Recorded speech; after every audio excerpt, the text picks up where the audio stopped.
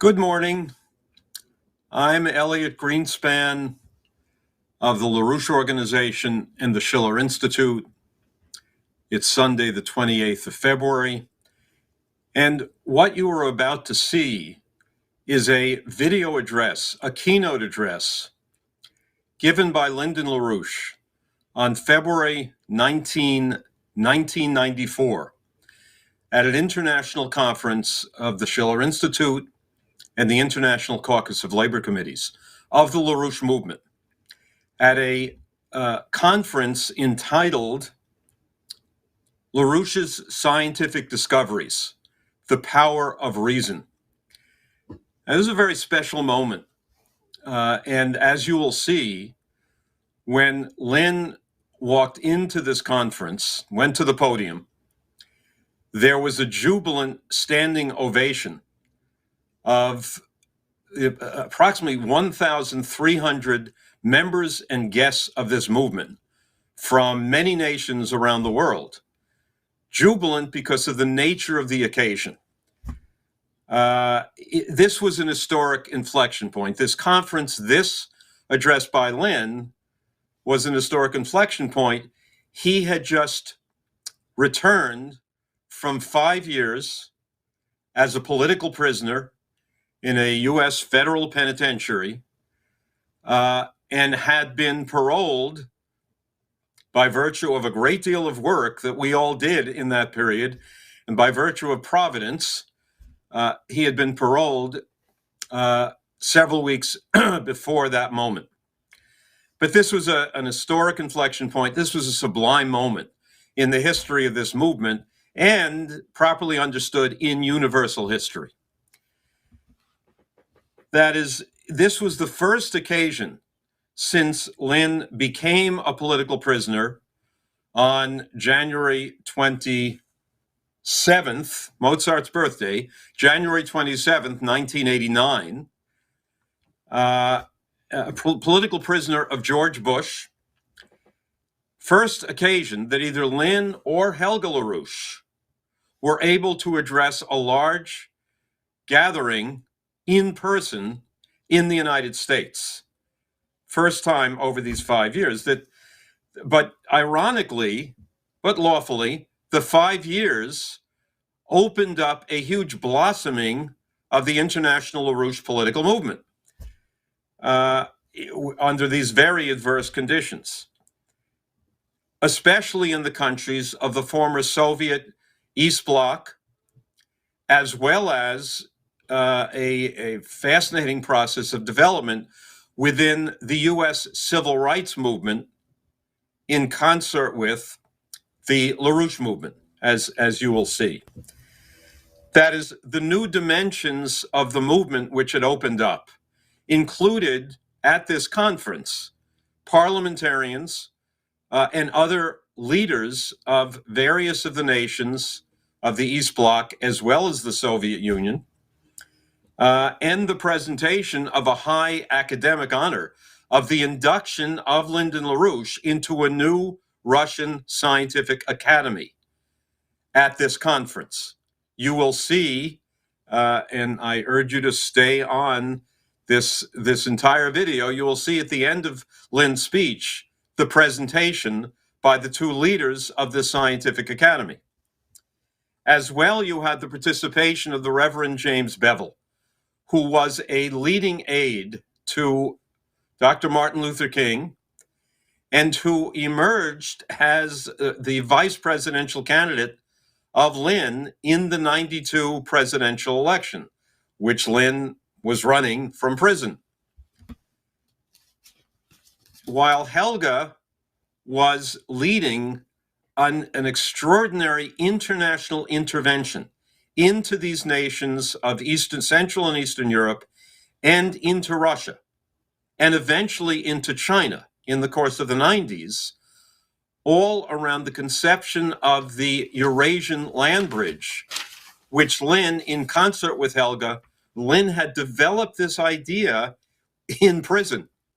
Lynn had forecast in West Berlin in 1988 the end of the Soviet Empire, the reunification of Germany, this, the end of the Berlin Wall and Iron Curtain, which was a shock to us, and pretty much no one was saying this at the time in 1988. Lynn was indicted 2 days after his address in West Berlin in October of 88, indicted on a double jeopardy case and railroaded in the infamous rocket docket of Alexandria, Virginia.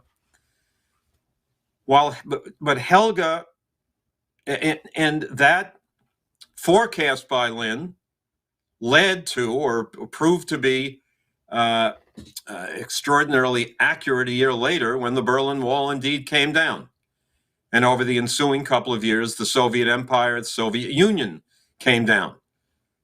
Knowing, but Lynn had conceptualized already the European Productive Triangle, the Eurasian Land Bridge, as a development orientation from Germany, from Western Europe, from the United States, toward the East Bloc, toward Russia, as the basis for East-West cooperation and peace, building on his SDI policy, which Reagan had adopted. But while Helga was organizing with our international movement into that area, Lynn, in prison, was writing his Science of Christian Economy and other prison writings. If you haven't seen this book or read it, how do I get this on the screen? In any case, I'll hold it up. Here it is. Lynn was writing a great deal. He wrote an introduction and helped to edit the Schiller Institute's manual on the rudiments of tuning and registration, the extraordinarily important music manual. Lynn was giving interviews around the world, as well as running for president. But these 5 years, were marked by a huge worldwide campaign demanding Mr. LaRouche's freedom, as he had been jailed with a 15-year sentence in a federal prison for an alleged conspiracy to commit mail fraud and to fool the IRS, charges of which the government knew throughout the entire process, charges which they knew to be fraudulent. They knew him to be innocent. He was a political prisoner in a case comparable to the famous case, the Dreyfus Affair in France at the turn of the 20th century. But the case was brought before the UN Commission on Human Rights. It was brought before the Organization of American States. It was brought to the Commission on Security and Cooperation in Europe. Close to 1,000 jurists, leading jurists in this country, legal experts, petitioned the court as friends of the court, amici curiae, calling the LaRouche case a threat to every politically active citizen, in quotes. Thousands of parliamentarians from dozens of nations around the world, elected officials, religious leaders, artists, scientists, human rights figures, demanded an end to LaRouche's unjust incarceration, advertisements in major American press, internationally, so on. Meanwhile, dozens of LaRouche associates, 50 of us, including myself, 50 of us were indicted between 1986, 1989, 2000, between 1986 and 1989, 1990, dozens of LaRouche associates in Virginia, in New York, were framed up on similar charges in federal and state cases with sentences of 86 years, 77 years, and so on, in an attempt to, while we were proceeding with federal appeals in the LaRouche case. But after serving the 5 years of this 15-year sentence, which was intended to kill the LaRouche political movement, if not kill LaRouche himself, After serving the 5 years, this unprecedented mobilization succeeded in securing his parole after 5 years and his release on January 26, 1994, though not his exoneration, which fight for his exoneration dramatically intensified after his release and continues to the present, because the exoneration of Lyndon LaRouche and justice for him and his ideas and those in this world who require his ideas, that battle continues and is urgently necessary. I might add that all of us who were organizing intensively throughout the 5-year period, going into it, so on, we did not know. There was no assurance that Lynn would be paroled, given Bush's intent and that of the establishment that he represented, the Anglo-American establishment, their intent to kill him or to destroy this movement. So we didn't know that he would be paroled on that first opportunity. And therefore, when that occurred and when we saw Lynn for the first time at this conference, there were tears of joy amongst all of us in that 1,300-person audience and people around the world.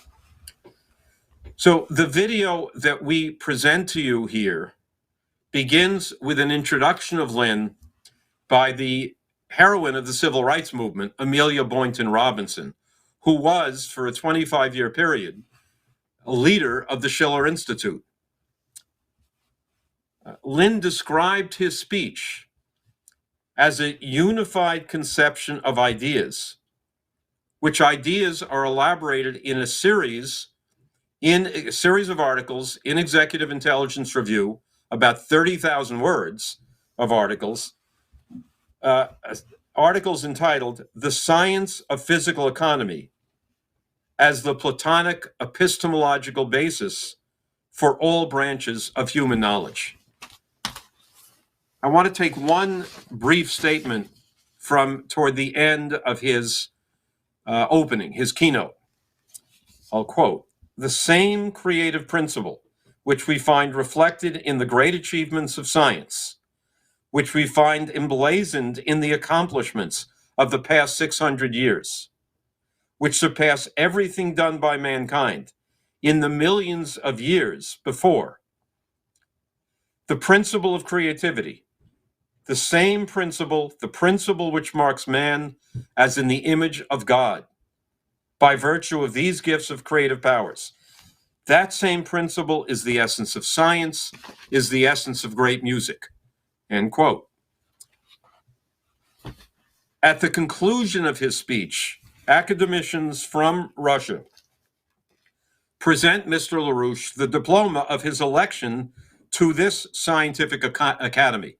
You will want to see this for a variety of reasons, but this opened up the potentials for Lynn's 7 visits between 1994, April, and 2007, Lynn's 7 visits to Russia, the meetings one after another with scientists, academicians, political leaders, and on in that nation, which had a huge historic political impact, strategically, politically, epistemologically, scientifically, and so on.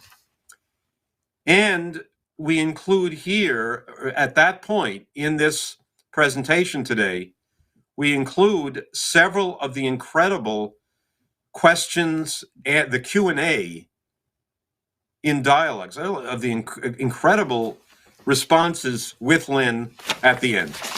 So I urge you, stay tuned. Enjoy it.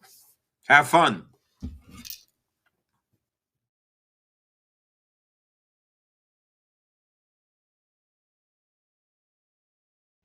Introduced both Mr. and Mrs. LaRouche together. But I do want to say, in addition to what I have said, that this world is in trouble, financially, economically, socially, and spiritually.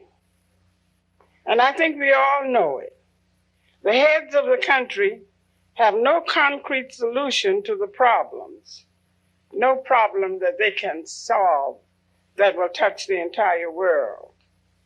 But one good thing we know, that we have Lyndon LaRouche with us, and God is not through with him yet.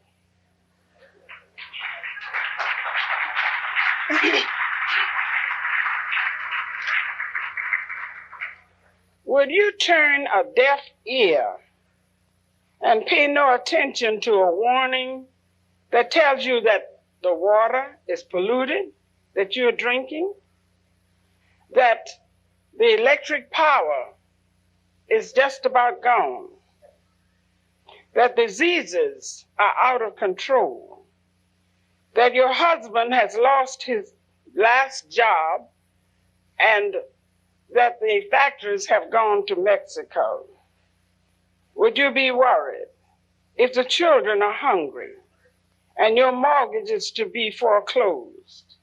What would you do? If you go to your senator, he has no answer. If you go to your congressman, he will tell you that he's in the same condition. If you go to your president, he'll send you to someone else. All because they have no solution to the problem. This is the turning point, and God always has someone whom he has inspired to carry the good work on. That person that God has inspired and has given him more than a reasonable portion of love for every nation, for every country. He has endowed him with more than a reasonable amount of judgment of what to do. The programs that he has made will save the world. It is the only one that we have, for this is a turning point, and this is a man whom God has chosen, Lyndon H. LaRouche.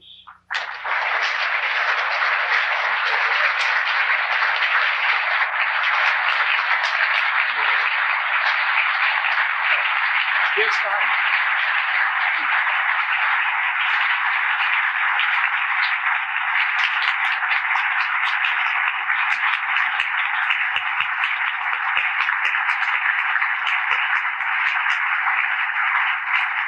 Thank you very much.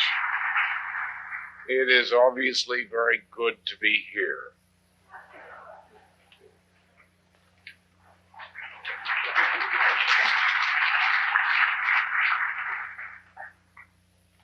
What I shall say today in chief will be found in more extended form in something which is in the process of publication.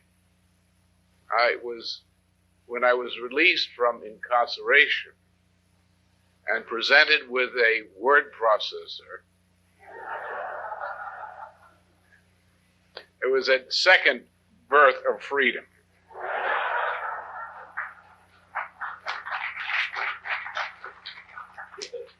Actually, it was also a birth of freedom for some of my editors. So what I shall say today is a portion of a much larger report, about 30,000 words, which will be published, I understand, by Executive Intelligence Review in some kind of rational serialization. And thus, you will forgive me if I do not, because of the lack of time, elaborate in full the arguments which you will find elaborated more fully in that written piece. Today, rather than presenting entirely a proof of each and all of the points I shall list, I shall endeavor to present a unified conception of the nature of the proposition, and then leave it to your reflections and later reading to do a further, more full digestion of the details of what I say. The essential thing is, to reference, is that since approximately 1966, shortly after the assassination of President John F. Kennedy, the entire world economy, as defined in physical terms of reference rather than some other form of accounting, has been in a process of first declining rate of growth, and then since about 1970, in overall consistent, persisting economic decay, collapse. We have now come to a very advanced stage of that collapse process, and for reasons which I shall indicate here, this is not a cyclical crisis, it is not a boom-bust crisis. The relevant question is not on what day the New York stock market collapses. We are in a condition which in the life of a person is that point of life in which the date of death is uncertain, but the imminence of it is without doubt. This economy, this entire global system of economy, and the institutions with which that economy is associated are in the process of self-destruction. Nothing can save this system. There is no reform. There is no aspirin tablet, no Tylenol, which can give this system freedom from its headaches, except the death to which the system is in any case doomed. The question before us is not whether the system can be saved. It cannot be saved. The question before us is, can the human race survive the passing of the system?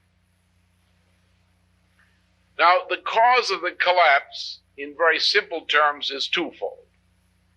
The first cause of the collapse of the world economy is what is known to every unfortunate who studies the subject in a university or college as Economics 101.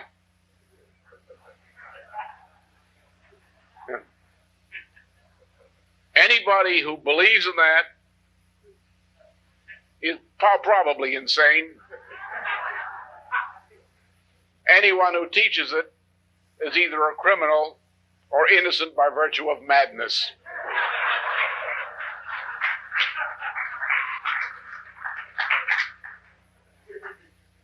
The second cause of the collapse is the combination of Economics 101 with belief in a post-industrial utopia. This was an idea which was kicking around for many years. It was called Malthusianism in former times. It was revived in a very specific form in the 1960s, as revived in a general publicized form, first by, naturally, Robert Hutchins, who did much of the evil that has been done in this century, out at the Santa Barbara Center for Study of Democratic Institutions. And there was a fellow out there working for Hutchins called Robert Theobald, a kind of a madman, a kook, a quack, who published a book called The Triple Revolution in 1964. His argument was that automation, cybernation, wasn't satisfied with the word automation. He had to use a Greek word. In fact, not really a Greek word, but a sort of a garbaged-up Greek word called cybernation. And he said cybernation was filling the warehouses with so much wealth, so many oranges, potatoes, houses, clothes, automobiles, and so forth, refrigerators, and produced by ever fewer numbers of people, that the problem was to create a society in which we stopped cybernation in order to keep at least a few people working, and the rest of the people, being useless, would have to be occupied in some other way by a welfare service industry system. Then there came along, in the same time, there came Robert S. McNamara. Remember the butcher of Vietnam? He didn't care who he butchered, Americans or Vietnamese, as long as he had the body count. Pacifist, you know. Kill everybody and then there will be peace. Robert S. McNamara, who made the Pentagon what it is today, who also was a zero growther, a Malthusian. He introduced systems analysis, which is Robert Theobald's idea, essentially, into the Pentagon. I remember there was one of our guests here told me a joke the other day, which rings in my head. Rang the following day and the day after in the form of a toast. He told about two Russian balloonists who got caught in a storm and were carried over Mount Ararat, and looked down, they saw one man standing on the mountain amidst the clouds, and they asked him, shouted down to him, "Where are we?" And he looked at them reflectively and answered, "You're in a balloon."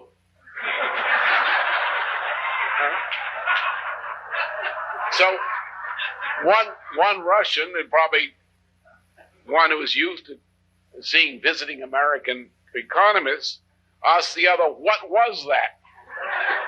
Who was that man?" And the other Russian said, "I know he's a mathematician." The second asked why, and he said, "Because his information was precise and useless."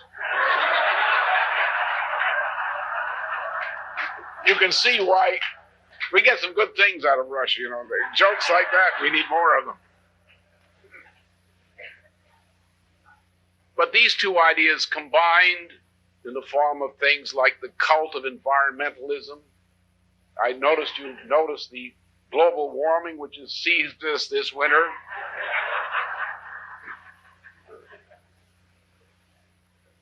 The ozone hole, which exists only chiefly in the heads of fools, but which is now made law, and so forth and so on.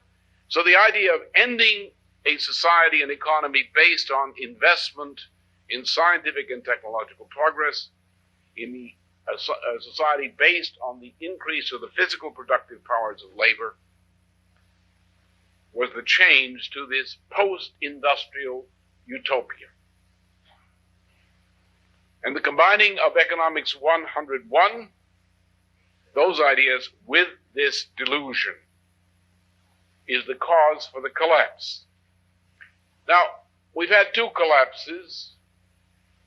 One in the Soviet economic system, which has occurred essentially in 1989. We are now in the last phase of the collapse of what is called the Anglo-American world system, established at the Versailles Treaty after World War I and consolidated after the collapse of 1971 at various conferences in the 1970s, which established what's called the floating kidney system of world economy, after they got rid of the gold reserve system. Now, in addressing this matter, let me point out to you something that many of you know, but it's relevant, particularly as we go into the world at large and we raise the question of these issues and their remedies. The question today that faces everyone is, given the fact that everyone who teaches Economics 101 is either a criminal or a madman, that people who believe it are probably guilty of stupidity, what is going to replace it? Are we going to have everybody on every block come up with a new idea, a new suggestion, try them out with probably equally fatal results? Or do we have to turn to new ideas of a special quality? New ideas which have been proven. And therefore, when any of us speak on the subject of new economic policies, the question is, what's your authority?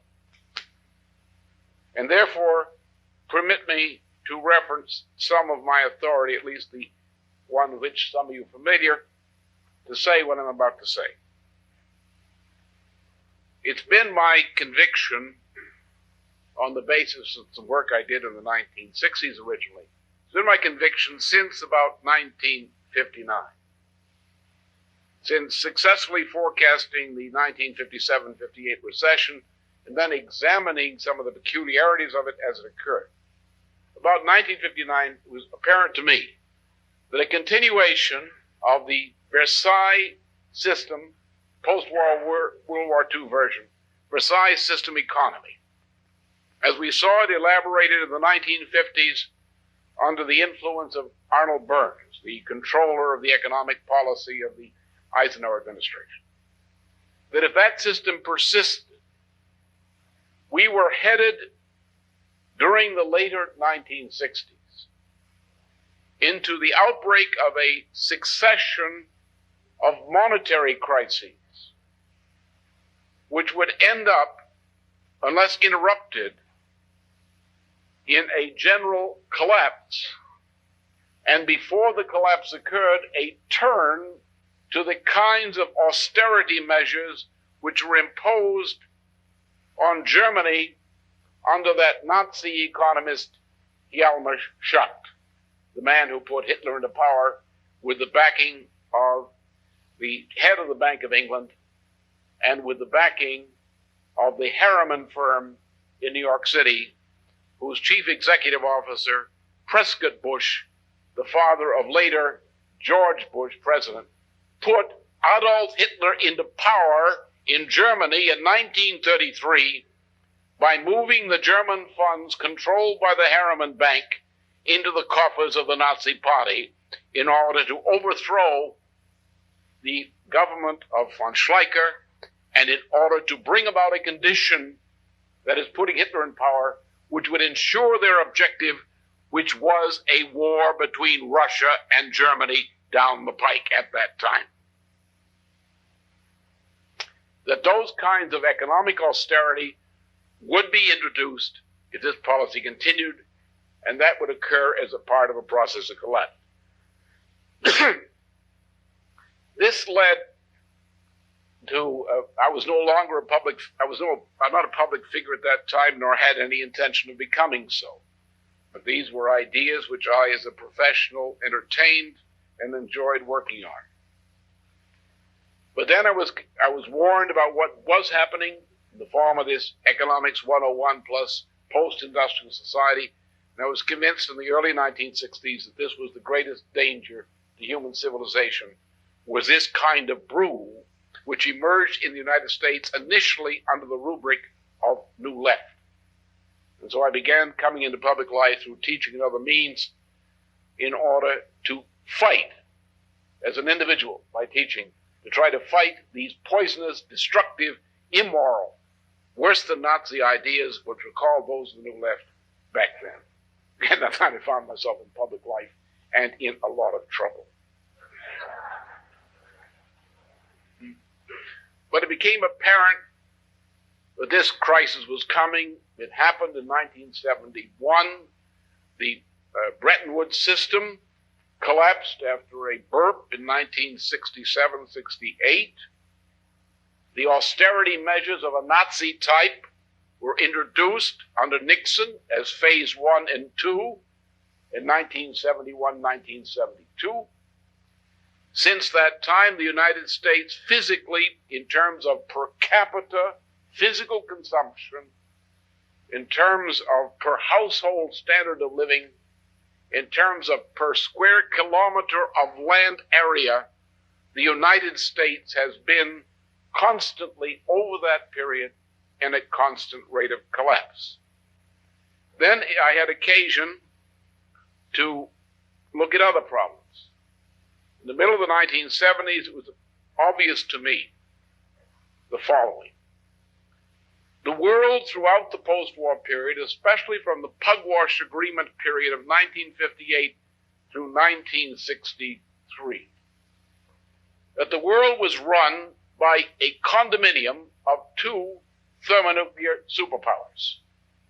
A condominium based principally upon the version of Yalta agreements defined or redefined by the Pugwash agreements. Under these agreements, though Moscow and the Anglo-Americans were nominally and in some degree real adversaries, nonetheless, the world was run on the basis of those policies to which the two superpowers agreed. So we had a one world dictatorship in the form of a condominium between putative adversaries. Both systems were infected with each other's problems. The Soviet system, with the defects of communism in it to begin with, was made worse by the influence of what was called systems analysis, which began to become significant during the 1960s and became influential in the 1970s.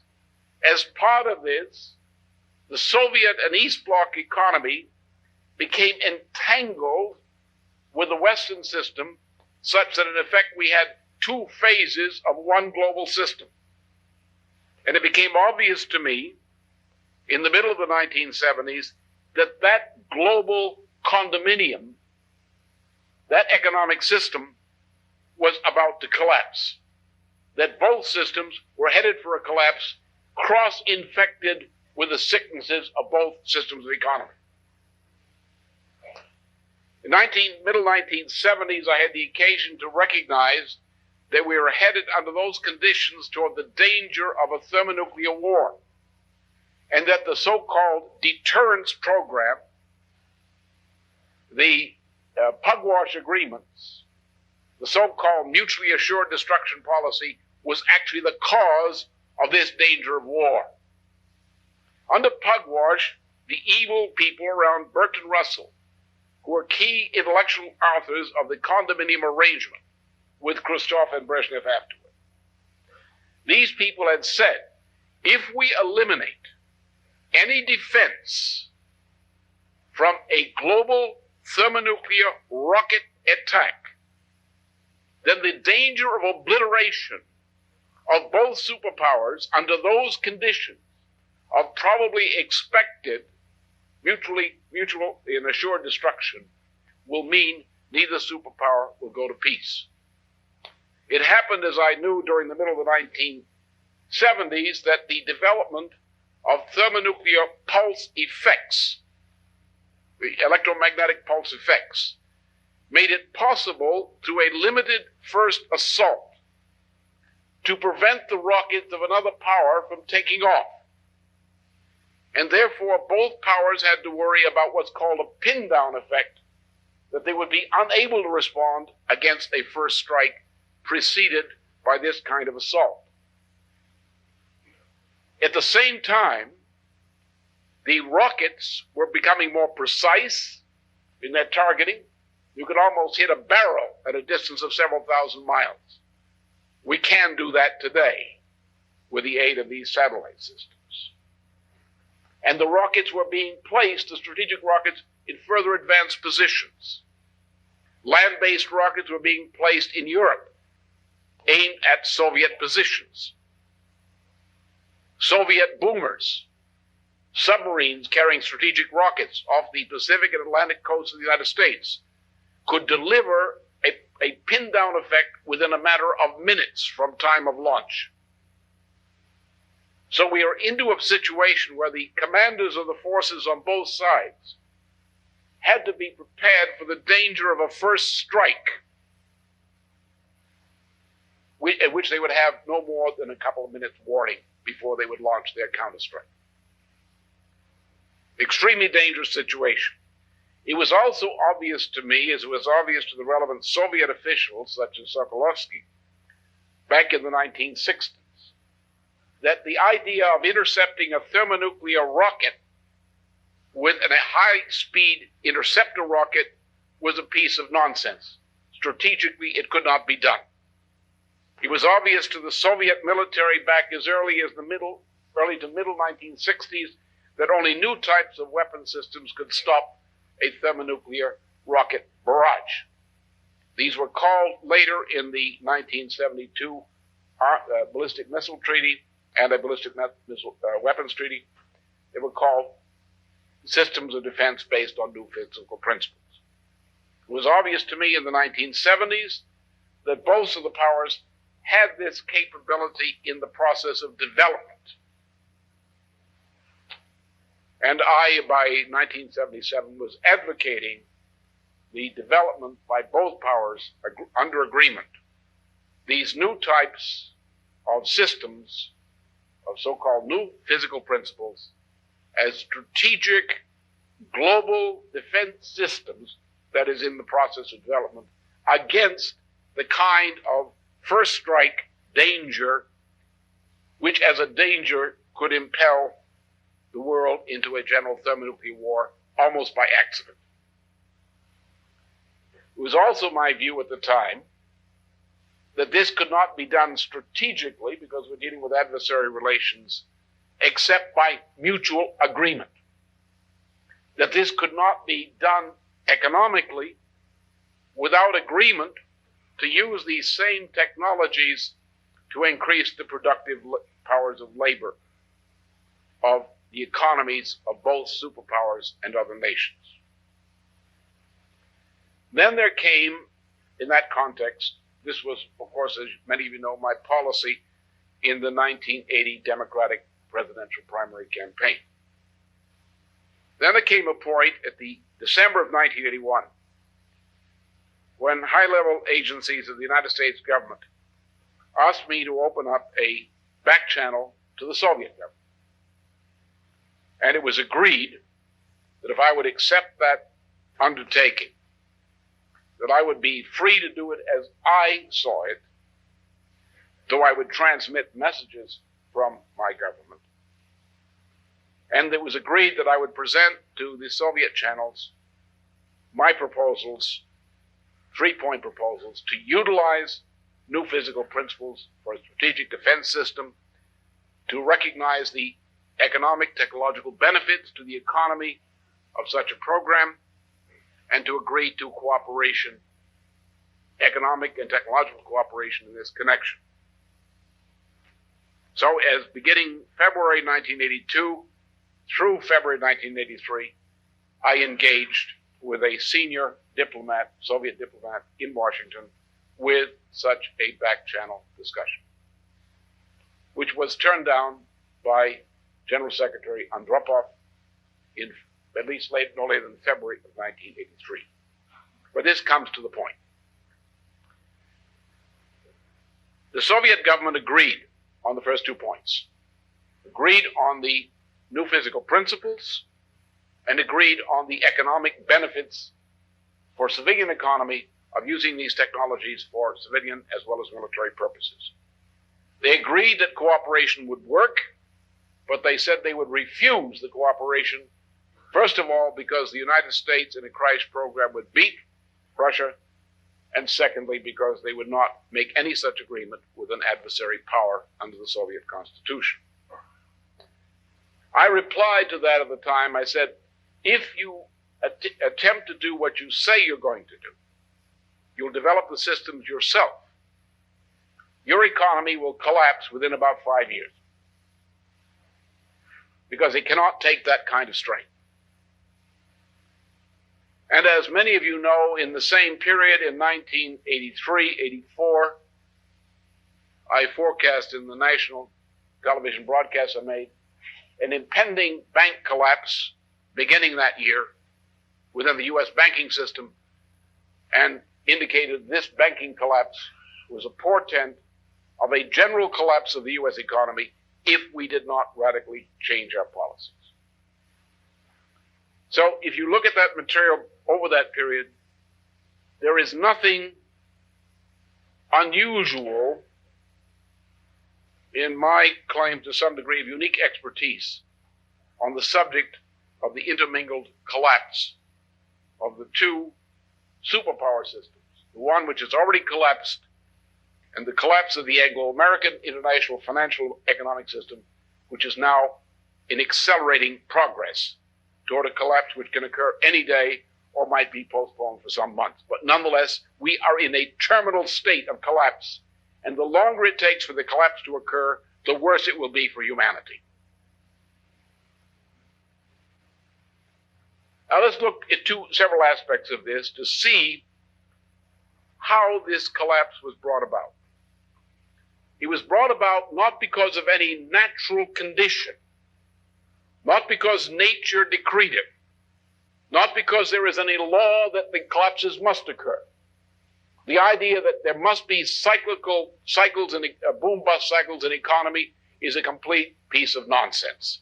There is no necessity for the occurrence of such under a sound economy, such as that form of economy presented by Leibniz at the end of the 17th century and beginning of the 18th, the founder of the science of physical economy, and also presented as U.S. policy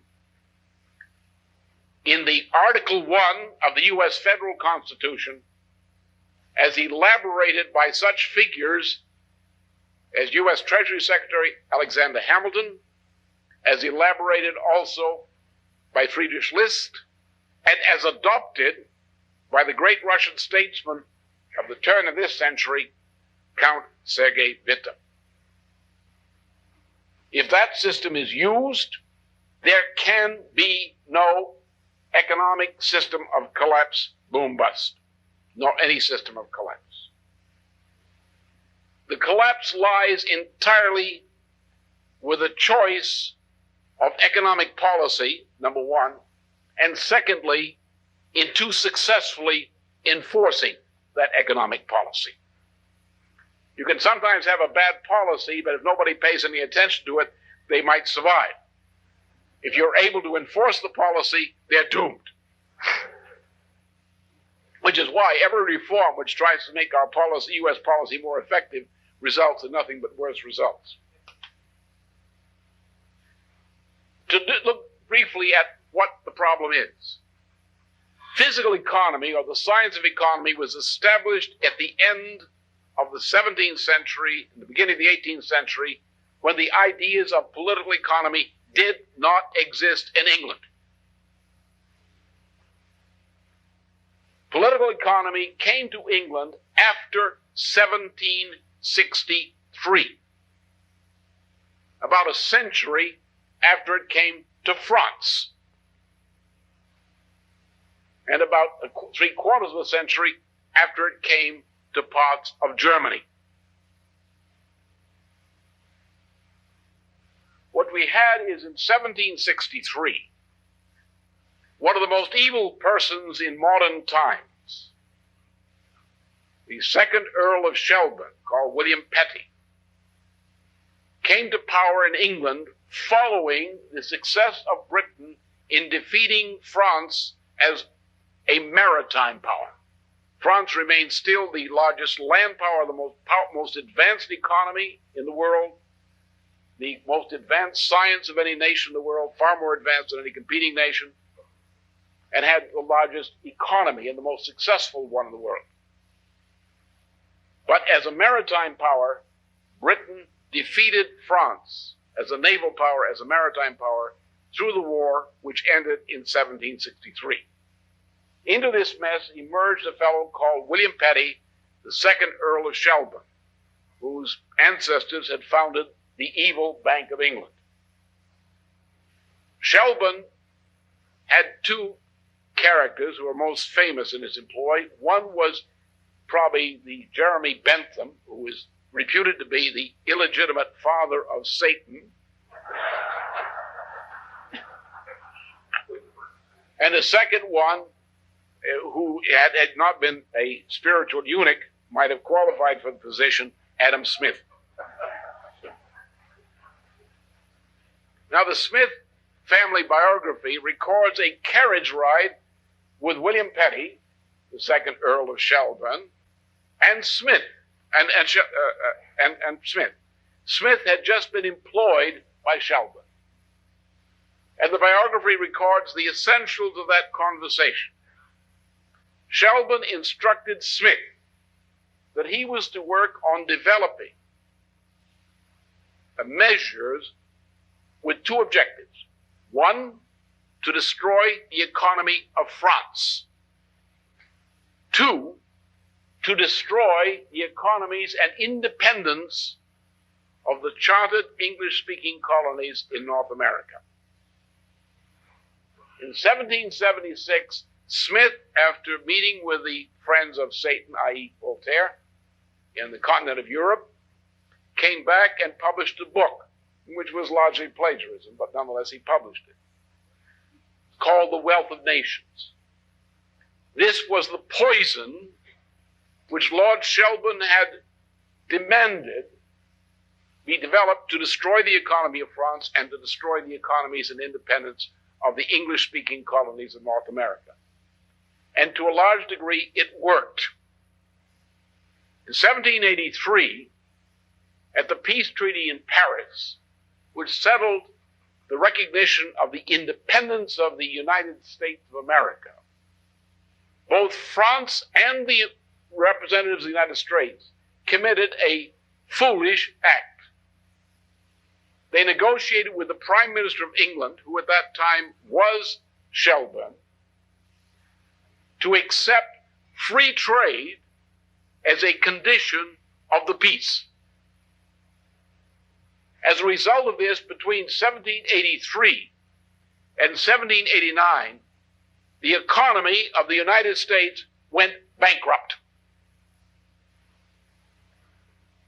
In 1789, the economy of France went bankrupt for the same reason. In the United States, Washington, Franklin, others, including Hamilton, created a new constitution which rejected absolutely the dogmas of free trade as being the poison injected by an enemy power, Britain. Article 1 of the Constitution is specific on that. Then, in 1789, a bankrupt United States established a new federal government with Washington as the president and Alexander Hamilton as the Treasury Secretary. Under Washington and under the leadership of Hamilton, a Bank of the United States was established. The public credit of the bankrupt United States was restored. And a prophetic policy outlined in a paper called On the Subject of Manufactures was issued.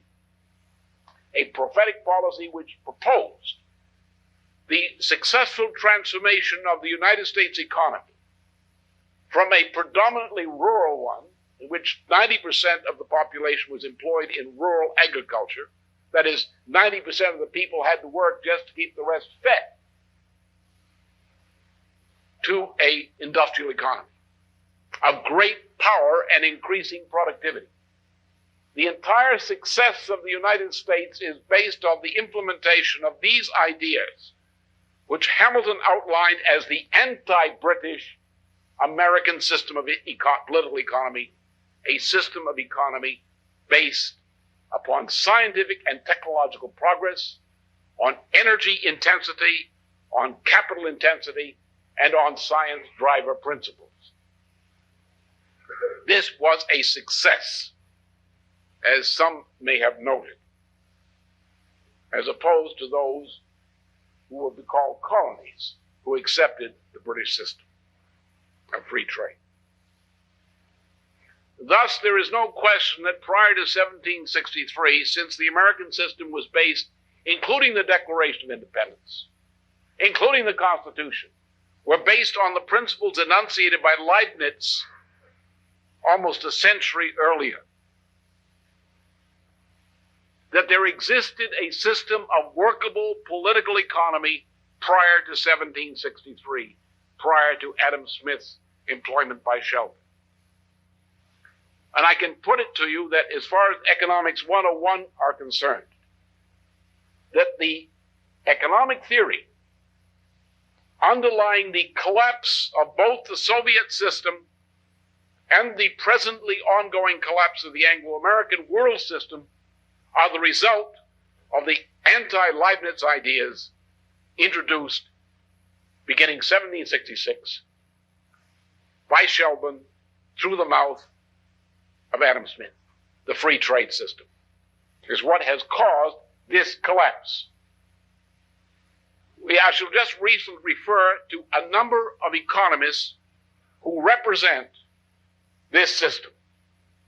They are Adam Smith, David Ricardo, the student of Smith and Ricardo, Karl Marx, And for a modern reference point, the mathematician, again, I was thinking of our friends and Russians in the balloon over in Mararat, John von Neumann. All of these represented, as von Neumann accurately described, the mathematics of Smith, the mathematics of Ricardo, and also the mathematics of Karl Marx's three-volume Capital, especially volumes 2 and 3 of Capital. They are all zero-sum games. In fact, as von Neumann insisted quite rightly, any system based on a set of so-called linear inequalities is a zero-sum game. In fact, it is what we call entropic. That means it starts at its best time and degenerates from there. So, what has happened in effect, as I shall indicate, is because we used a theory of economics which is zero-sum, which means it makes no allowance for real growth, at least in its formal aspects, and because in its formal aspects it is intrinsically entropic, the application of an entropic theory to tightly administer an economy must result in an entropic, i.e., a collapsing economy. That's what Economics 101 will do for you.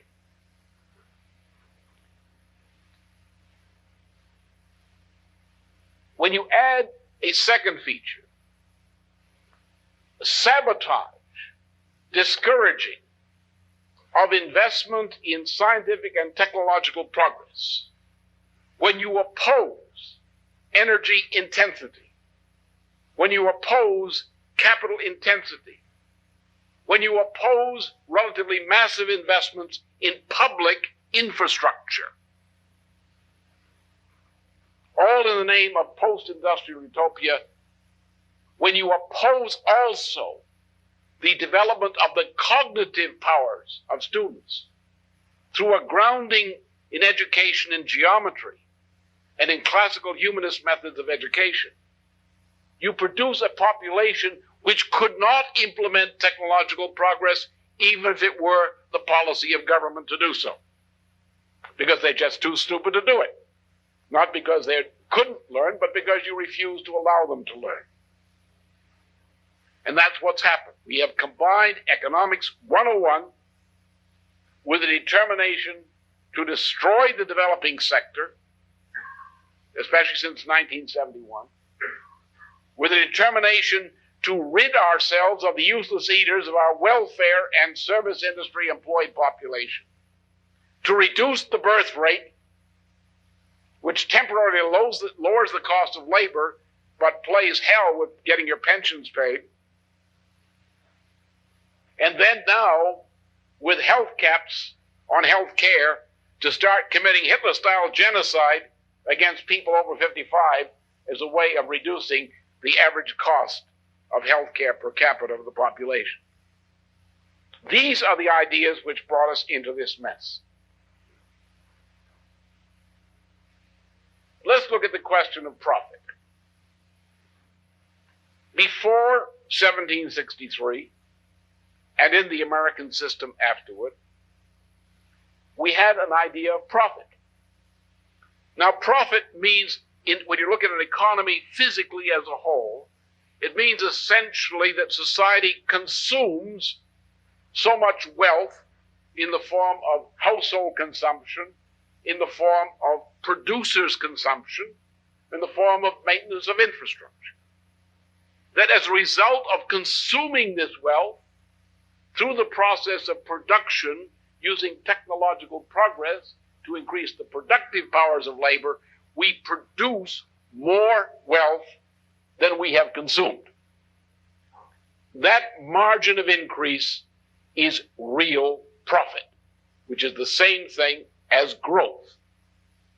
And we mean a growth in productivity of this type per capita, but since people who work are members of families and are produced by families, it has to be also per household. It also must be per square kilometer of land used, at the rate of not only the amount of wealth produced, but the rate of production of wealth must increase. This was well understood by Leibniz. Thus, when you're talking about an economy, a physical economy, consistent with what Leibniz or I would argue, you're talking about a kind of economy which looks very much like an evolutionary model of the biosphere. That the biosphere is producing ever higher orders of organization. Very much like the Mendeleev periodic law portrays the star's production of a higher state of organization of its component parts. And the higher the level of the star system, presumably the larger the periodic table, so to speak. So this is, let's call it an evolutionary model, corresponding to what we mean by evolution, upward evolution in living systems. Or what Nicholas of Cusa, in defining evolution as a concept of Christianity back in the middle of the 15th century, described in a work called Visione Dei, the image of God. That man, in his economy, through scientific and technological progress and through progress in fine arts, has an effect on the form of society, the conditions of individual life, of family life, which is an upward evolution comparable to upward evolution in evolutionary living biospheres, living processes. In fact, the development of fundamental discoveries has a similar pattern.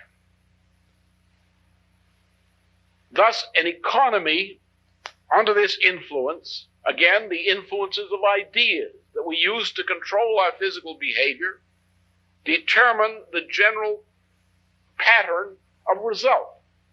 If you use an entropic idea and you impose that entropic idea efficiently upon an economy, you'll get a collapse. What you really intended to do, whether you knew it or not. If you can find out how to impose a not entropic model on an economy, one which conforms to upward evolution in living processes, then you will get a happy result. Not happy for some of our environmentalists, but happy for real human beings. Or people who are card-carrying human beings, shall we say. This is only possible through scientific and technological progress and through cultural progress. There is a similar case to be made for the development of the fine arts in modern time, especially in what is called the classical form of music. It's not true of the romantic or other forms, but in the classical form we can show occurring through people like Bach, Haydn, Mozart, Schubert, Beethoven, Schumann, and Brahms, and also the great Dvorak, who came here to uplift the African-American spiritual. We can find this same pattern of creative development following exactly the same lawful pattern as fundamental scientific progress in the domain of the physical sciences. If we look at the history of mankind in particular, just to skip ahead a bit to a detour, which is relevant to this, man has existed on this planet for at least about 2 million years, according to the best knowledge we have. When man came into existence on this planet, from a standpoint of the ethnologist, the animal ethnologist, man had about the cultural potential of a baboon, a weak baboon, without the killer capabilities of a real live Abyssinian baboon, for example, or a South African variety carrying all these nuts from the baobab tree. So man would have a somewhat inferior chance of existence unless he had a brain, which a baboon doesn't have. What we know of mankind's development is limited to really the period since the melting of the ice, as we approach the present interglacial period which we're now living, which I must warn you is coming to an end a few thousand years from now. So be careful where you buy real estate.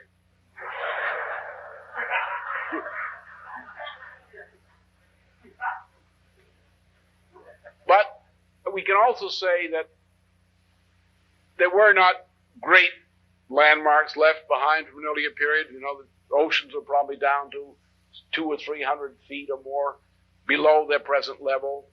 That mankind, if he existed in any important condition, say 40,000 years ago, must have existed pretty much as a maritime culture, which would be associated with fishing and living on coasts, and most of those areas today would be submerged. But nonetheless, we can say with some degree of certainty that mankind in the first 2 million years of his existence on this planet, as we might estimate it today, didn't make a very impressive dint on the physiognomy of our planet. But we can also say, knowing a great deal, increasingly about the past 6,000 or 7,000 years of man's existence, and knowing something significant about man's existence over the past 15 to 20,000 years through archaeological indications, we can say that in the past 6 centuries, since about 1400 to 1450 AD,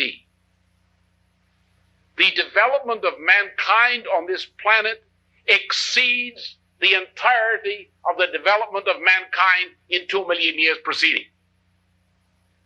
The power of man to survive, the power of man to increase the standard of living of households, the power of man to increase the productivity and mental existence of the individual person has increased perhaps more than in all the preceding existence of the human race.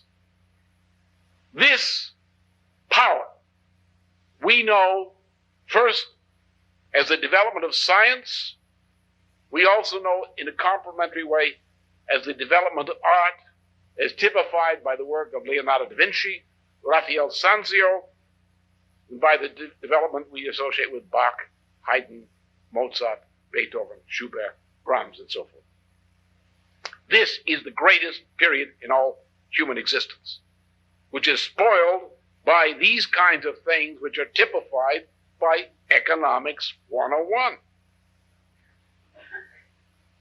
So we have demonstrated in the past 600 years a principle which is always there, the principle of man's capacity for creative development, for precursors of what we would call in modern times scientific and cultural development. But we have never seen such an efflorescence of that power of man to walk in the image of God as we have seen in the past 6 centuries, radiating from Europe into the growth of population throughout this world, not just in Europe, as a result of the proliferation of this scientific and cultural development, including such simple things as sanitation and so forth, to enable life expectancies to be increased. So we know from this that we as mankind have the power of ever-increasing scientific progress to apply to our problems in such a way as to transform the way in which we produce things to increase the standard of living physically, per capita, per household, and per square kilometer. We also know that mankind today is on the verge of colonizing as well as exploring what we call nearby space. We know that the destiny of man, if we survive this crisis and learn our lessons for it, is unlimited in the universe. It makes no difference to us now what man will do 500 or 1,000 years from now. I'm worried about the next 200, but 500 or 1,000 years from now. We know that the available course of activity of mankind is upward.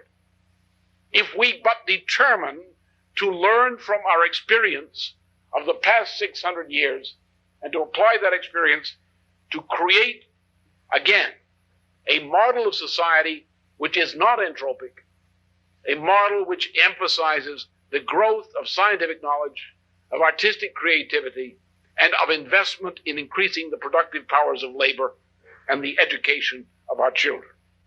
Then if we do that and do that effectively, we have unlimited, not entropic growth of mankind, not merely on this planet, or shall we say this home planet, but in the universe at large. That is profit. It's the only kind of profit worth talking about. Is to have enough to produce today. To produce today more than we consume today. To have something to invest in the future for tomorrow. To invest in the progress of science, education, care of people, and culture. And thus to increase the productive powers of labor. So that those, we tomorrow and those who come after us, will be more productive in the next generation than we in ours. That is our imperative. That's our duty. And that we can call profit, or the margin of profit, and the productive investment of that margin of profit. That is what Leibniz understood. That is what I have always understood since I understood fully Leibniz in this respect. The problem then is to eliminate thinking which is based on entropic ideas. The problem there is that mathematics, as it is taught in a form which is intrinsically entropic, which does not mean it's useless. It describes space-time very usefully, but it does not encompass the full scope of anything and cannot represent in its present form that which is most characteristic of our species, the not entropic processes of creative discovery and the application of creative discovery to the human condition, our practice. No formal linear mathematics can do that. There's nothing wrong with the mathematics as mathematics. It's when you impute to it something that is not there. Mathematics of that form cannot describe by axiomatic definition what happens in creativity.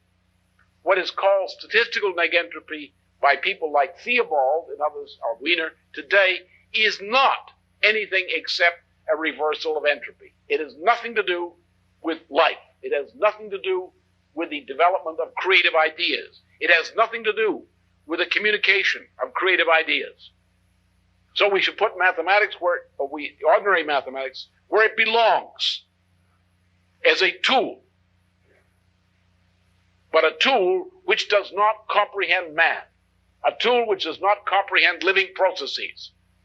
And we must raise ourselves to a higher level, as great Georg Cantor indicated, among others, to a higher level of conceptualization, which permits us to efficiently address these kinds of processes. But in the meantime, even with an imperfect mathematics, we can represent a phenomenon which the mathematics itself cannot describe. We can represent the effects of a not entropic process in statistical procedures and economics, something I do all the time, I assure you, and I enjoy it very much. What we must concentrate upon, as Helga has said, we did not consult on this matter, but the same thing. We must concentrate on the development of man. This is the problem we face, don't we? People believe in Economics 101. The economy is collapsing because of Economics 101. Don't you think we ought to do about the mind, something about the mind of that poor stoop who believes that nonsense? People who watch MTV on television. People who listen to some of this junk they call music these days. All of this stuff. People, the problem is that our people have become stupid. They don't know their opinion. I used to say, as I said on a recent press conference, I used to say to people in prison, you want to tell me your opinion? You, who were arrested for buying dope from a government sting agent to sell to a bunch of snitches, You're not a drug pusher, you're in here for criminal stupidity. And you want to tell me about your opinion. The problem is the opinions of people are our problem.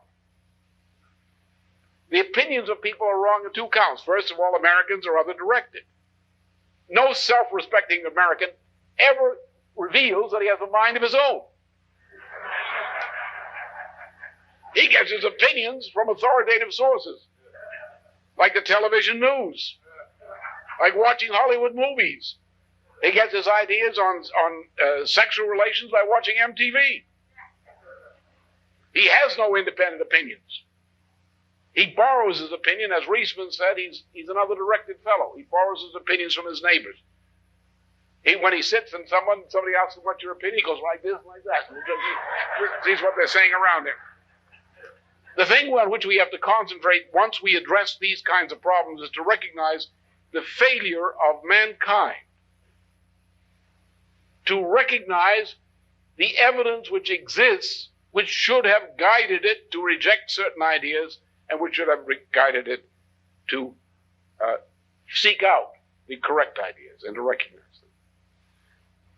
And as Helga said, what we have to concentrate on is to attack the educational system which is destroying our people and to install in place the kind of education which trains young people for creativity.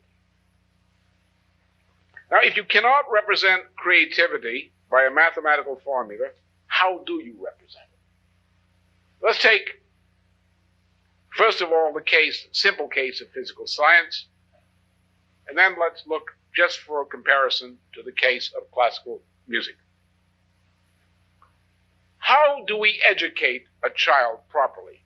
How did Gerd Grote, Thomas à Kempis, and so forth, in the Brothers of the Common Life and in similar educational programs of that period, how do they take mankind in Europe at his lowest point, the point of a so-called new dark age, the new barbarism of the 14th century? And how, out of this circumstance, did we produce a group of people who formed what is called the Golden Renaissance, as typified and centered in Florence around the famous Council of Florence?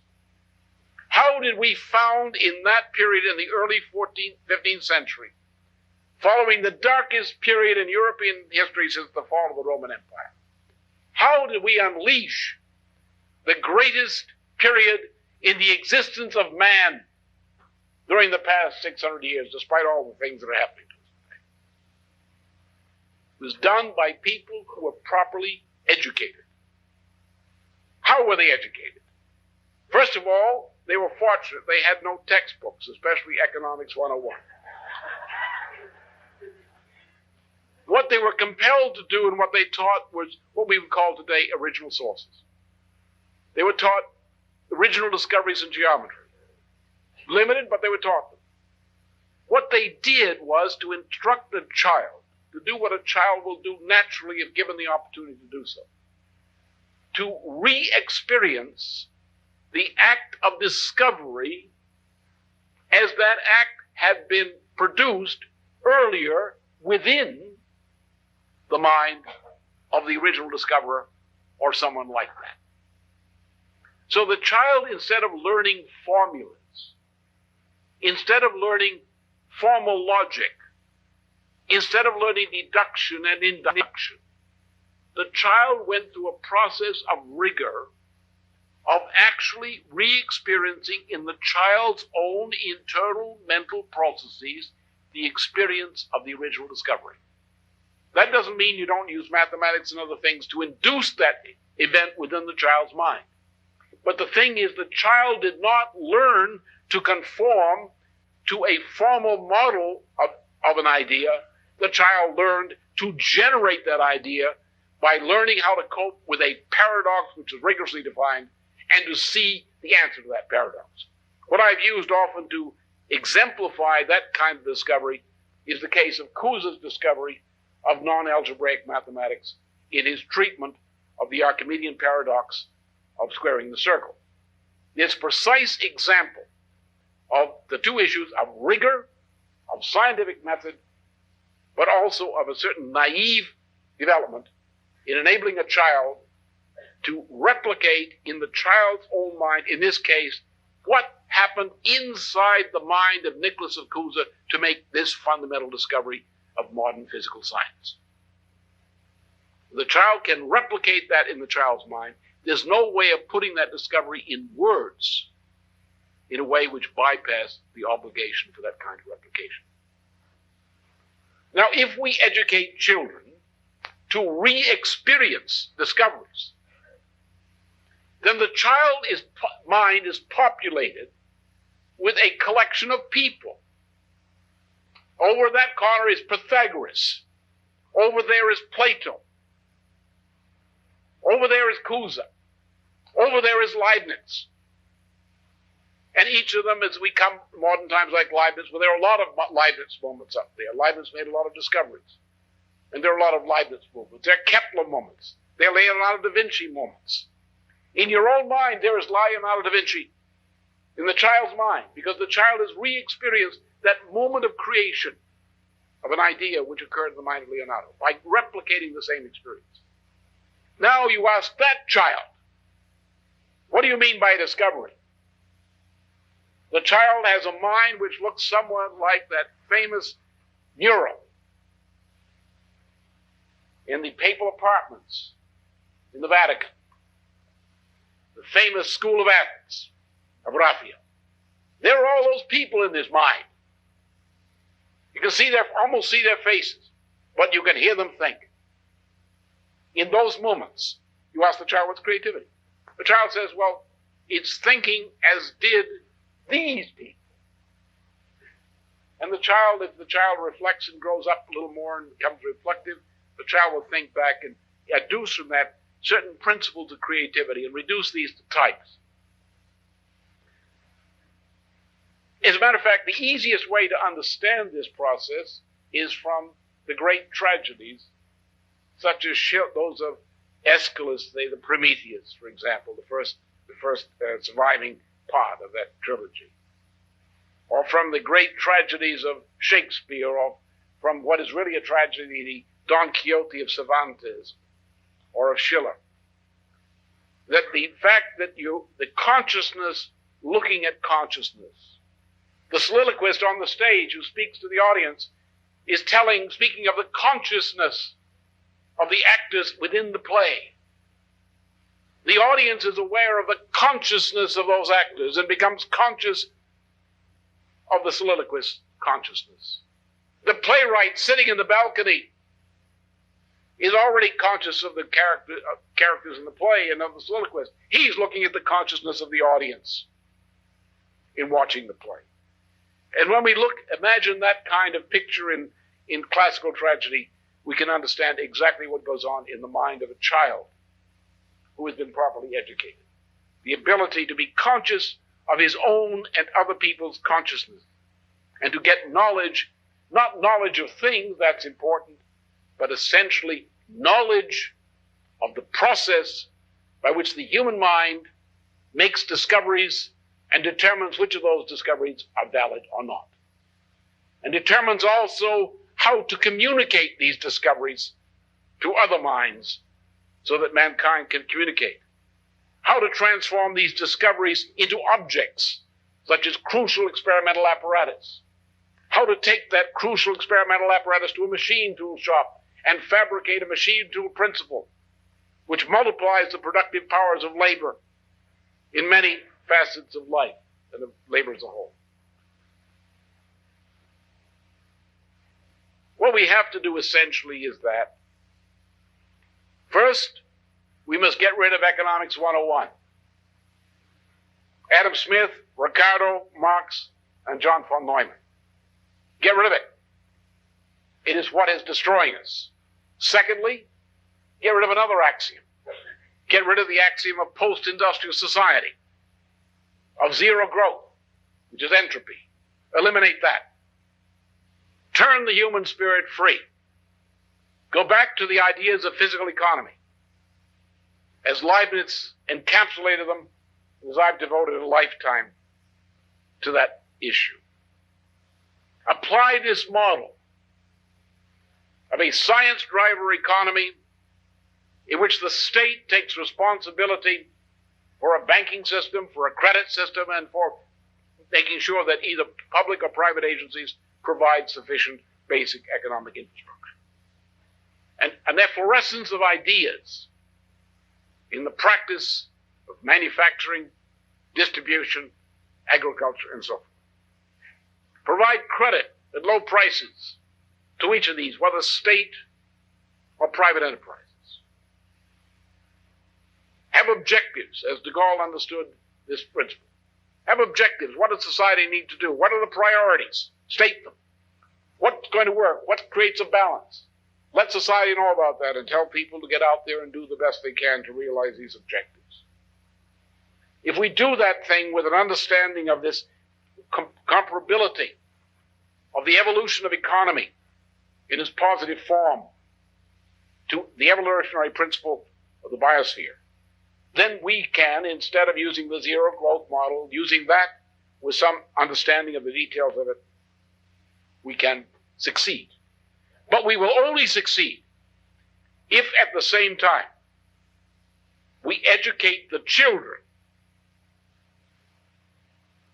to educate them in science and in art. Let me just indicate in the case in music. We will deal again here tonight, I believe, with a discovery in music on which all modern classical music, in the proper use of the term classical, which means through Brahms and includes Dvorak, is based. It's a discovery which was made in first approximation by Haydn, and then in a higher level by review of Bach, by Mozart, right after that, which was developed further by Beethoven in a way in which the last years of his life was absolutely unsurpassed. There is probably no musician who ever lived who approaches the pure genius of Beethoven in the last 10 years of his life. Nothing to match it in all music. Nothing that even approaches it. The only thing you have is this great man afterward, Brahms, who does all this wonderful work to help you understand what had been accomplished up to that point in a richer way. But the thing to understand is this. All of these great musicians studied the creative discoveries of the other great musicians. That's what a good musician is. A good musician learns a discovery which is made, or at least is reflected for the first time in Florence in the first half of the 15th century. It's called bel canto singing.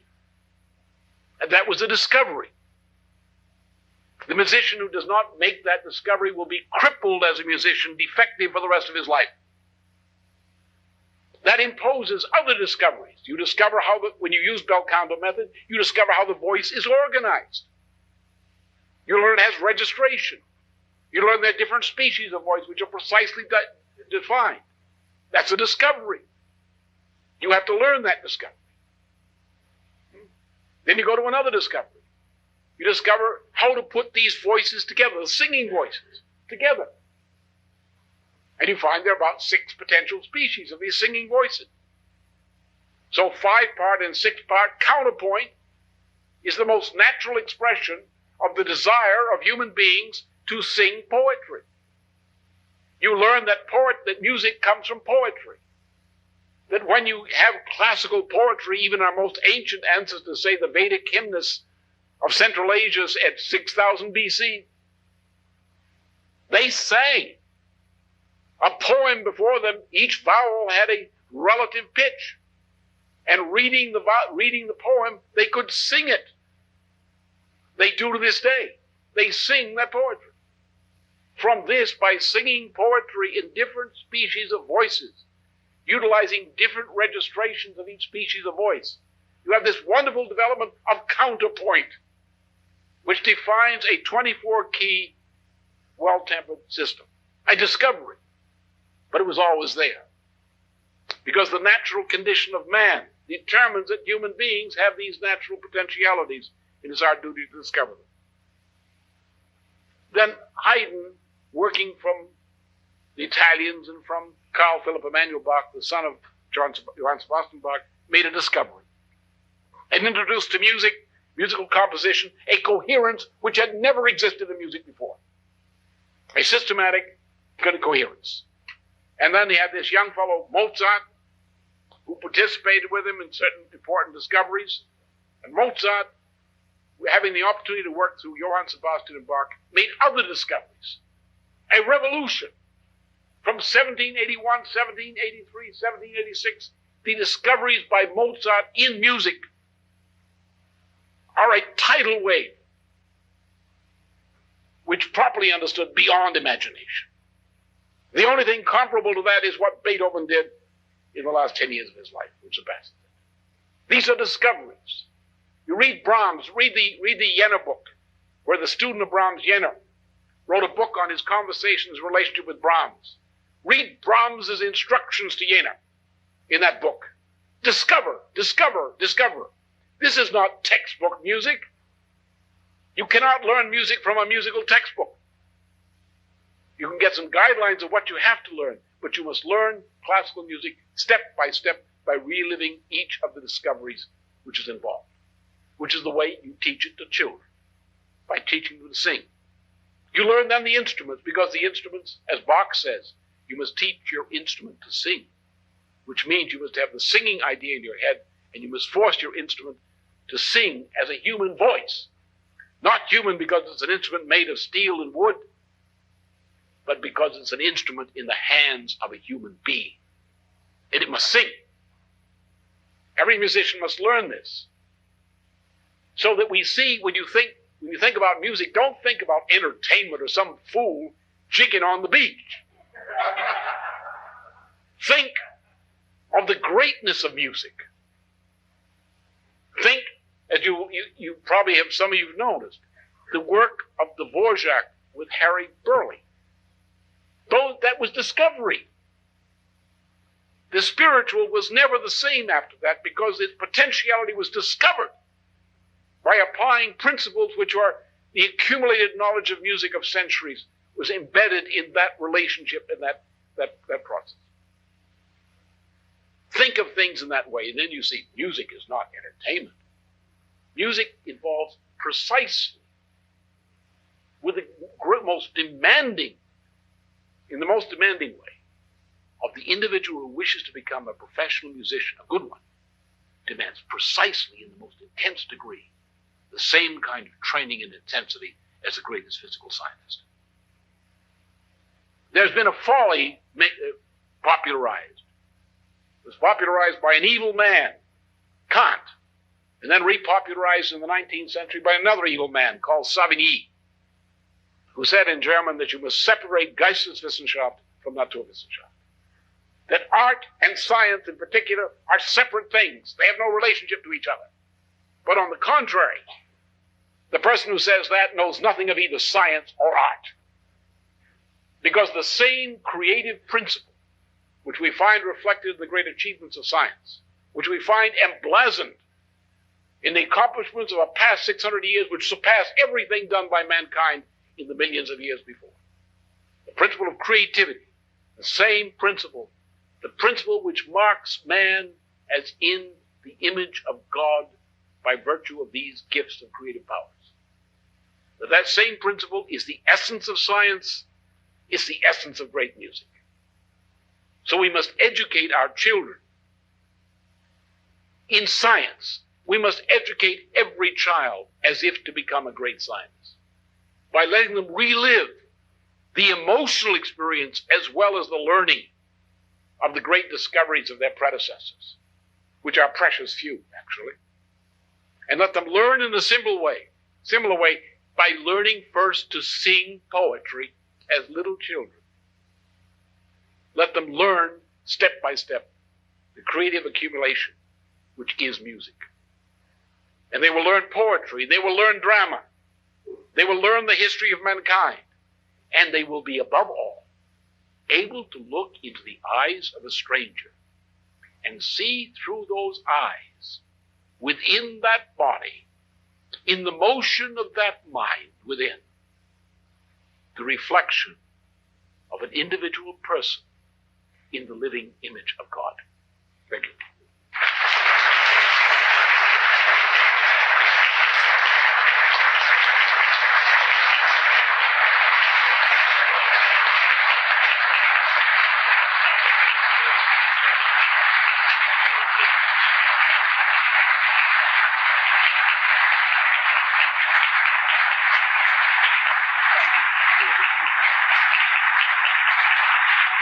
As I said, it's good to be back.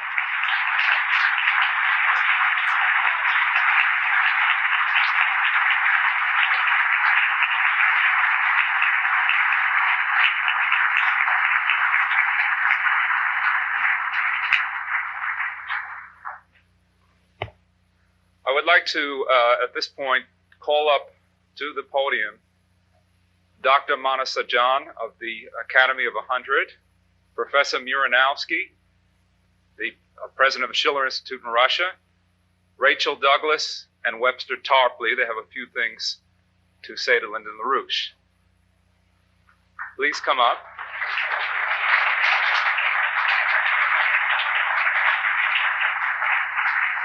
Also, Mr. LaRouche's latest writings, a dialogue with the intelligentsia of Russia, can be found in this fidelio, which will be at the literature table outside.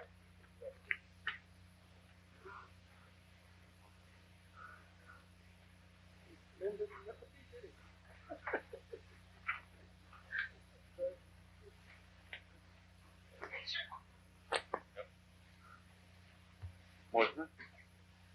Уважаемый господин Ларуш, Ladies and Mr. уважаемый LaRouche господин Ларуш, and Mrs. LaRouche, уважаемые дамы и господа, ladies and gentlemen, я хотел бы поприветствовать вас, I would like to greet you, всех участников этой прекрасной конференции, all of you participants in this wonderful conference, от имени нашей Международной экологической академии. in the name of our International Ecological Academy. Я бы хотел, кроме того, поприветствовать господина Ларуша на свободе, I would also like to welcome Mr. LaRouche to his freedom, поскольку в дипломе академиков, который мы сегодня вручим господину Ларушу, because on the diploma, on the academician's diploma, which we are presenting to him today, есть три there are three термина, terms три слова, три or категории, words, three categories, которые мне лично кажется, что удивительно подходят господину Ларушу. which it seems to me personally are appropriate for Mr. LaRouche in an extraordinary way. Мы, когда формулировали девиз нашей академии, When we drew up the emblem of our academy, мы не думали, что мы в Вашингтоне встретим такого высокого уровня нашего коллегу-академика. we did not think we would be meeting in Washington a colleague of such a level. Это принципы свободы. These principles are freedom, Вы видите, господин Ларуш на свободе. and you see that Mr. LaRouche is free. Это разум. Second, reason, Вы видите, какой прекрасный доклад был сделан. and you've just heard his speech. И последнее – закон. And the third is law. Вы видите, что те моменты, которые отмечал господин Ларуш в своем докладе, это закон, который существует в природе и во Вселенной, And you see that what Mr. LaRouche was discussing in his speech was the law which exists universally в обществе in society и у человека в голове. and in the mind of man, in the universe, society, and the mind of man. И я невероятно счастлив, And I'm extremely happy что мне сегодня, в период, пока я президент Международной экологической академии, that today, as the president of the International Ecological Academy, досталась честь I have the honor вручить господину Ларушу to present Mr. LaRouche диплом нашей академии. the diploma of our academy. Для того, чтобы сформулировать экономическую особенность физической теории, основоположником которой является господин Ларуш, To formulate the key principles of physical economy, which is LaRouche's achievement, я попрошу после I would- меня два слова сформулировать профессору Мураневскому, I would- нашему I would вице-президенту. like our Vice President, Professor Muranivsky, to say a couple of words after I speak. И для того, чтобы огласить содержание диплома и его описание, And to read you the contents of the diploma and to describe it to you, я попрошу господина Вебстера Тарпли прочитать этот диплом на английском, а потом на латинском, потому что он написан на латинском I языке. would like to invite Mr. Webster Tarpley to read you the diploma both in English and in the language which it is written in, Latin. Пожалуйста, господин Мураневский, помогите мне. Professor Muranivsky.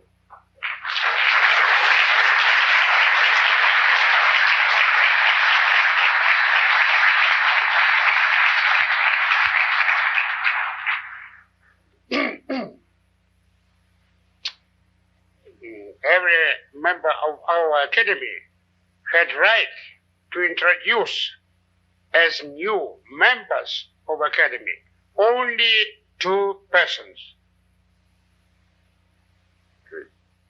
You spoke it in English.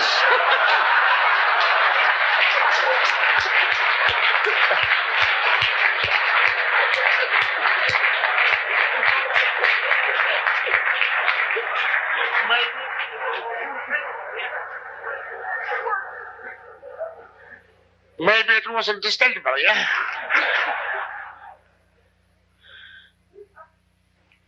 And the first person who was introduced and proposed in the members of academy by me was Lyndon LaRouche.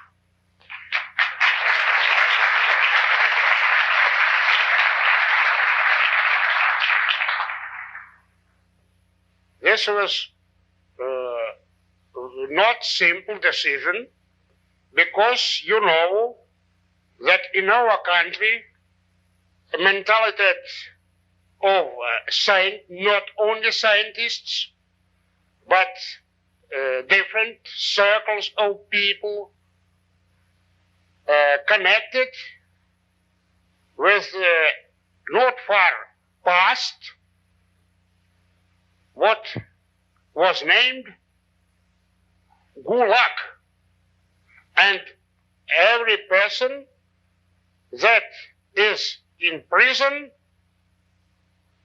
especially in political reasons, was called in our country as people's enemy. And now we deals with not foreigner, but with a political prisoner. People's enemy of another country.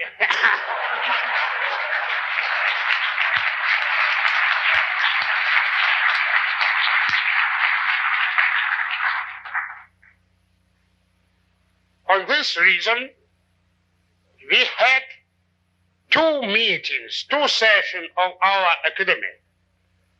First of all, in April, then in May I visited Lynn in prison, and the second meeting of our academy was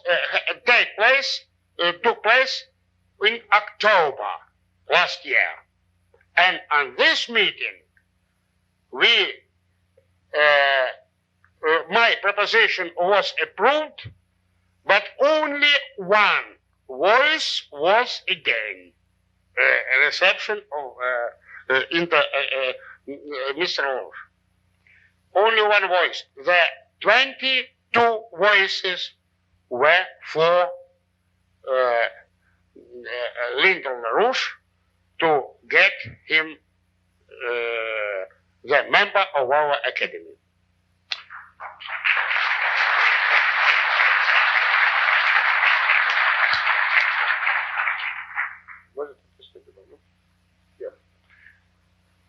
If it is understandable, I will continue.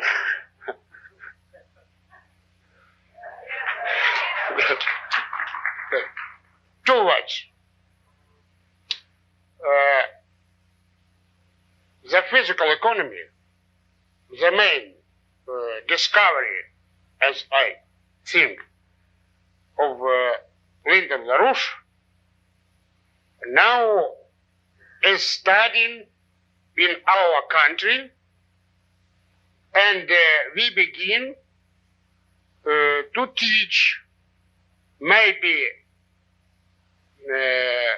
the first program involved in 2 universities. That is Russian State University and Physico-Technological Institution in Moscow. That is the first. The second thing, the principle of physical economy became more and more spread among the Russian economists historians, philosophers, and other specialists. And after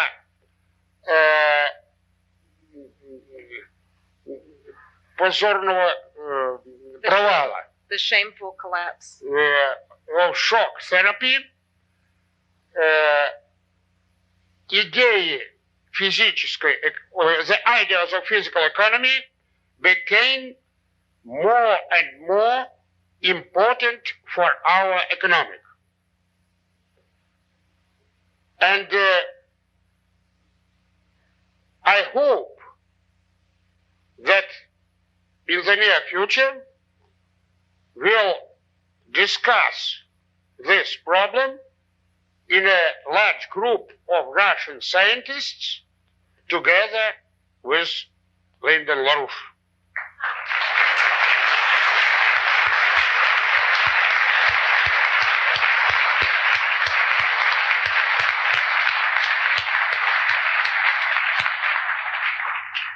My best congratulations to you, Lyndon, and now you listen what document will you get just now.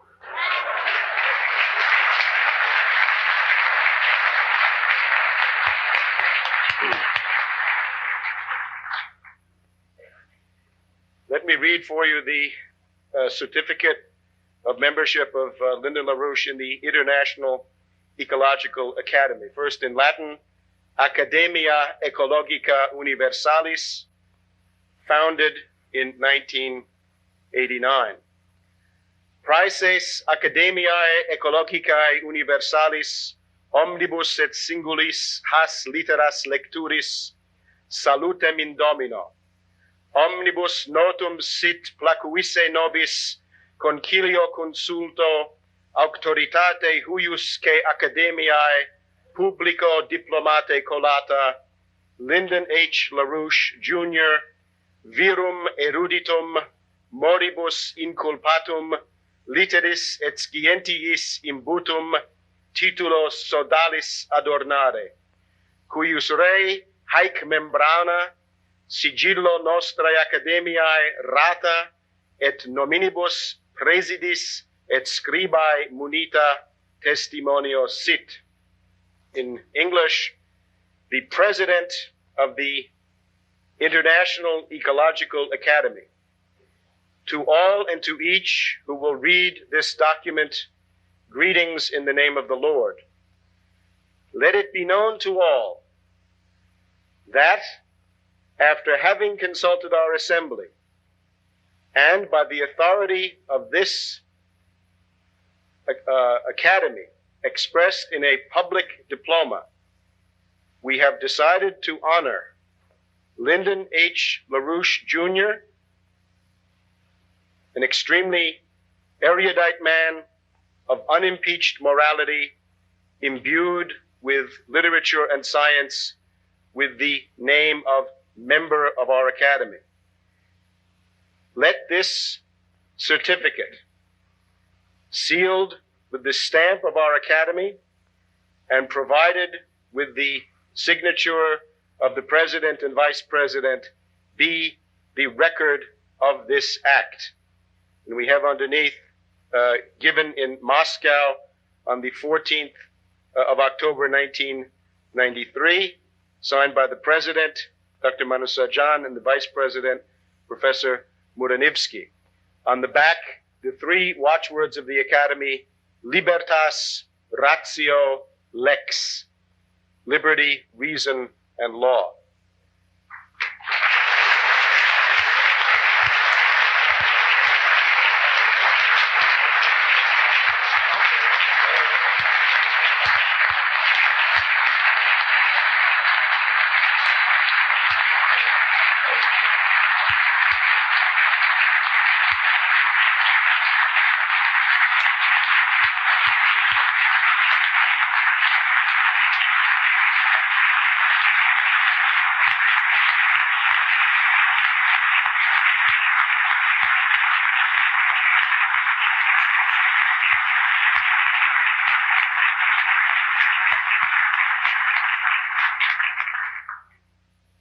Господин Ларуш, Mr. LaRouche, я торжественно от имени нашей Академии I solemnly, in the name of our Academy, вручаю диплом нашей Международной экологической академии present the diploma of our International Ecological Academy, и от имени нашей Академии и засвидетельствованы здесь аудитории в качестве свидетелей аудитории. and those present in the audience being witnesses, В городе, который носит символическое название Джорджа Вашингтона, and in this city, which symbolically is named for George Washington. я с огромным удовольствием вручаю вам It диплом. is with great pleasure Наверное, один из первых дипломов, когда бывшему заключенному give you this diploma, probably one of the first diplomas presented to a former был prisoner избран в состав Академии, who Всемирной has, Академии. as a scientist, been elected to our Academy. Я поздравляю вас и желаю больших творческих успехов. I congratulate you and wish you great creative successes. Спасибо. Thank you.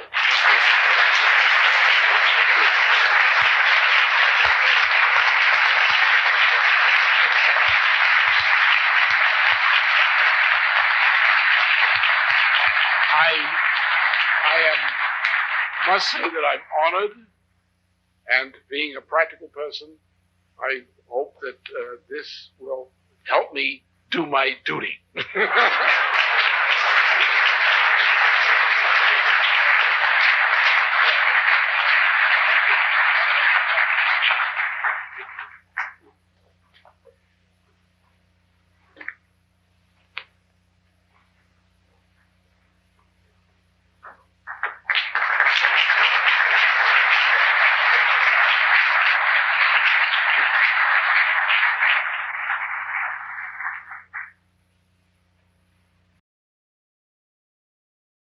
If your economic policies for Africa, and I am acquainted with some of the programs that you have designed for Africa, if your economic policies for Africa cannot be known because of the existence of authoritarian regimes that refuse to allow freedom of thought and expression, such as the freedom of the press, how can Africa, under the present circumstances, build constitutional, democratic, and economically viable republic? Thank you. Now let's look at this situation of two questions. Freedom and economic development are interdependent. They're the same thing. What is economic development? Is it having something? Is it cargo cult? Economic development is utilizing the principle of the human mind. Remember, all of this is about humanity and force and so forth. The only power that humanity has lies within that which makes man individually in the image of the Creator. The power of creative reason. The only thing that differentiates man in science from an animal is reason. The power to make scientific and artistic discoveries, to develop man's behavior through these conceptions, these discoveries. The only power and the greatest power in the temporal universe is the power of ideas. Not formulas, not recipes, not force, but ideas. The only reason the human race has survived what it has survived. Ideas. That's the force we use. The power of economy lies entirely in ideas, in scientific and related discoveries, which give man increased power over nature. There is no possibility of development without the expression of the freedom to generate, to transmit, to assimilate, and to practice better ideas. There is no freedom. You can't have freedom in a zero-growth society. You have only dictatorship, the suppression of ideas. Why didn't the Bolshevik system work? Because it didn't have a market? No, bunk. That's a fairy tale. It should be obvious to you. We got a market system and the whole thing is collapsing. Obviously, the lack of a market was not a virtue of the Russian system. They put a market in there, and look what happened. Worse than ever. You got a cold, and they give you cancer. It's not a cure. The failure of the Russian system is called the peasant problem, at least from all the literature I studied for many years on the Russian question. You couldn't get a lot of the Russian population to accept technological progress. And that's the part, in many parts of the world, people don't accept technological progress. They want to go back to the old ways. They don't want to be pushed. You see, it's the great genius of Western civilization that we did solve that problem. That's the gift of Christian civilization, the ability to organize technological progress. No other civilization, no other part of the planet until we discovered it was able to do that in the entire history of mankind. That's our gift. It belongs to all humanity. Deliver the gift. Development and freedom are the same thing because they both involve the freedom of ideas or change. Not libertarianism, not the right to change your sex 10 times a day, but the right to use your mind to develop, assimilate, develop, and apply different choices of ideas to improve human practice, morally and physically. That is what economic development is, which requires infrastructure. You're not going to develop a desert by sitting there and having ideas. You must have water. You must build, therefore you must use reason to get yourself water. You require power. You must have power. You must have sanitation. You must have all these other things. So you apply the power of reason with ideas to give your country. How do we get this message through to the people in Africa when there's no freedom of thought and expression? Well, that's what I say. How do we do it? The problem, the force of the event, I'm telling you, I've been through this. I know this. The first time we got into Africa significantly was a dear friend of ours, the late Honorable Fred Wills, who was the foreign minister of Guyana.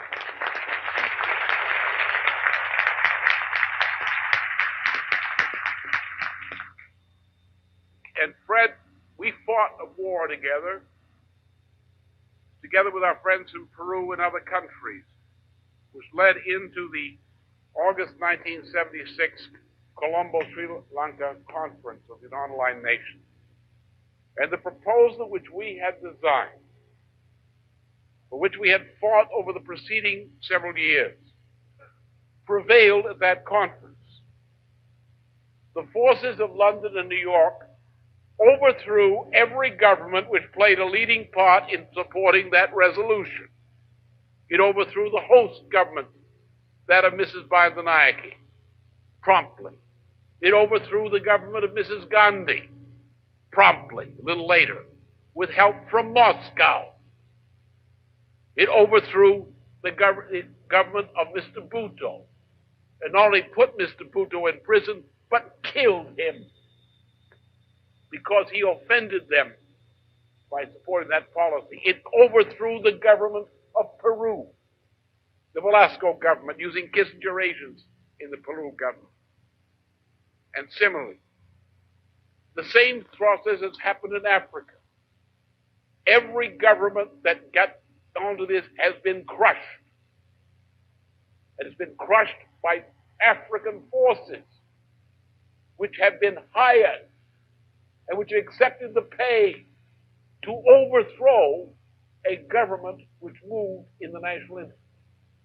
One of the governments which is now resisting is the government of Sudan.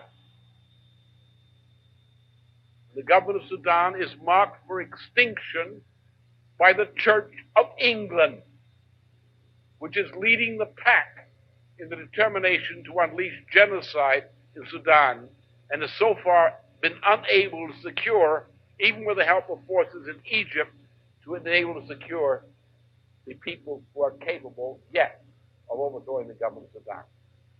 It is not a problem. We have to understand there's an inner problem in Africa, because they are not well educated, because people who are educated and have power have a tendency to behave like yuppies, to live at the expense of people less fortunate than they are, rather than uplifting them.